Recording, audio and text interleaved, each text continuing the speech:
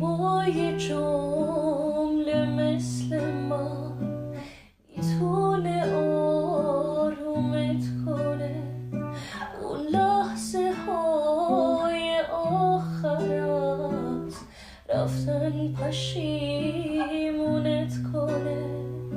دلگیرم از این شهر سر، این کوچه های بیابون، وقتی به من فکر میکنی حس میکنم از